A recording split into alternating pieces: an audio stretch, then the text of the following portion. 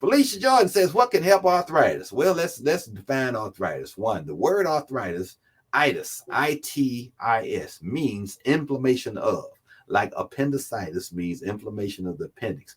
Cholecystitis means inflammation of the gallbladder. So itis means inflammation, ortho means joint. So you can have inflammation of the joint. The two most common arthritises are number one, osteoarthritis or degenerative joint disease. And that is literally basically where your joints have just been worn out by overuse, long-term use, life itself. Let's say you're working on the assembly line and you're using your hands a lot, then you will get arthritis in your hands. The other is rheumatoid arthritis, which is an autoimmune disease.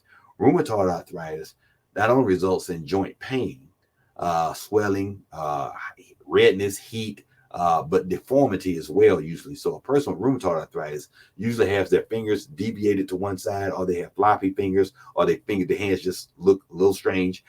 People with osteoarthritis usually have big knuckles.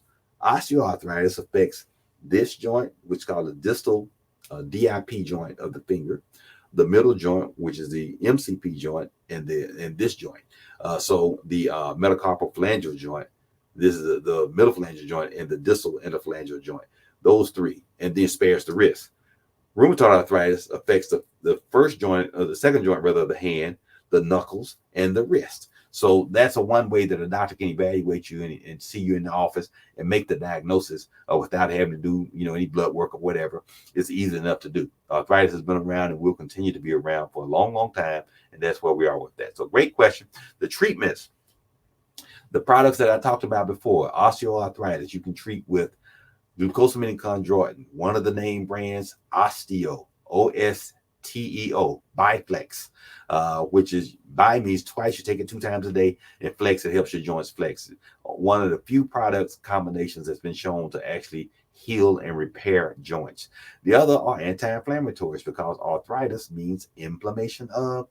The problem is inflammation in the joints. So natural anti-inflammatories such as vitamin D, omega-3 fish oil, like our product, omega-3 fish oil, the vitamin D, the doctor's D, other natural anti-inflammatories such as turmeric, curcumin, or spices that are utilized in cooking, but have been determined to be good anti-inflammatories. So they've been put into capsules, they've been pressed into tablets, they're utilized in everything from teas to just adding them to anything you drink, all good for arthritis.